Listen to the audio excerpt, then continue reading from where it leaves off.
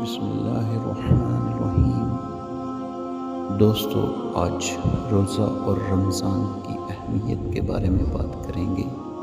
رمضان اور روزے کے فضائل پر قرآن و حدیث میں بیسیوں دلیلیں موجود ہیں۔ ان سب کا مقصد یہ ہے کہ رمضان کا مہینہ ہمارے لیے حاضر ہو گیا ہے۔ یہ اللہ تعالیٰ کی طرف سے ہمارے لیے پیکج ہے جس کی مدت بہت محدود ہے۔ حدیث مبارکہ میں ہے، رمضان کی پہلی رات شیطانوں اور سرکش جنوں کو قید کر دیا جاتا ہے اور جہنم کے دروازوں کو بند کر دیا جاتا ہے، اور ان میں سے کوئی دروازہ کھلا نہیں رہتا، اور جنت کے دروازوں کو کھول دیا جاتا ہے اور ان میں سے کوئی دروازہ بند نہیں کیا جاتا۔ اللہ کی طرف سے ایک پکارنے والا پکارتا ہے، اے خیر کی طلب کرنے والے آگے بڑھ، اور شر کی طلب کرنے والے رک جا۔ اور اللہ کی طرف سے دوزخ سے بہت سے لوگ آزاد کیے جاتے ہیں، اور یہ واقعہ رمضان کی ہر رات میں ہوتا ہے۔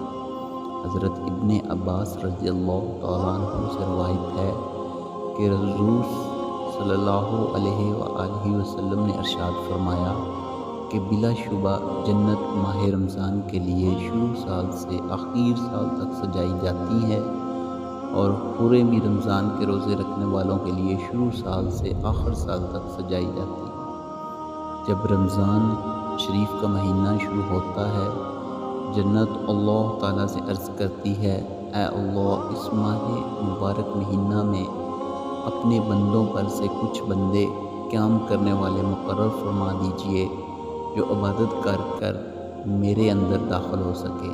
اور اسی طرح حوریں بھی عرض کرتی ہیں، اے اللہ، اس بابرکت مہینے میں اپنے بندوں میں سے ہمارے واسطے کچھ خاوند مقرر کر دیجئے۔ دوستو، رمضان کا مہینہ آ چکا ہے، آسمان کے دروازے کھول دیے گئے ہیں، جنت کے دروازے کھول دیے گئے ہیں، رحمت کے دروازے کھول دیے گئے ہیں، جہنم کے دروازوں کو بند کر بنوں کو گردن میں توق ڈال کر سمندر میں پھینک دیا گیا ہے۔ رمضان کو رحمت، مغفرت اور بخشش کا ذریعہ بنا دیا گیا ہے۔